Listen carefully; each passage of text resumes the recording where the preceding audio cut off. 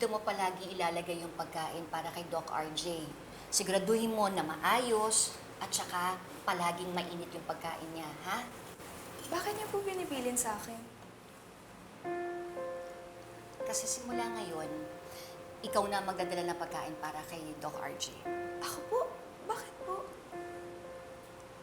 Ah, ah, ka- kasi yun yung makakabuti para sa lahat. At saka, magiging busy rin kasi ako eh, kaya hindi ko na ito magagawa. Ha? Ganyan. Iwan mo lang siya dito. Teka. Diwa, hindi ka pa nasabihan ng Tita Josa mo? Na ano po?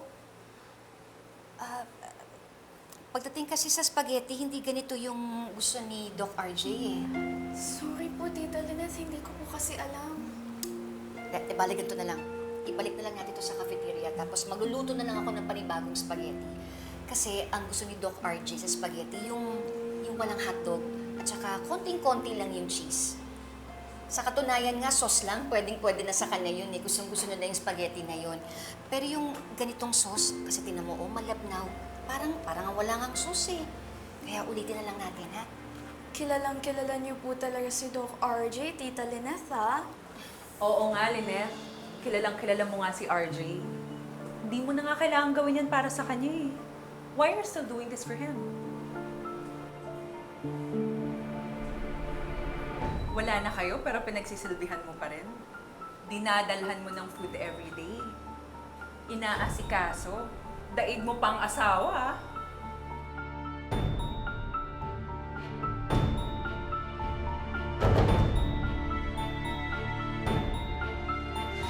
Tita Lynette, mauna na po ako. Ma'am Claire.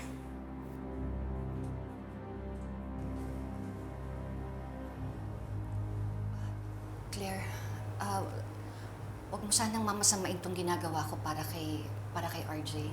Really, Lynette? But the effort? Ayaw mo pang ipaalam kay RJ na ikaw yung naglalaban ng coat niya? Bakit? Claire, kasi ako yung may kasalanan kung bakit nadumihan yung coat ni RJ, kaya naisip ko na ako na lang maglaban nun. Pero yun lang yun.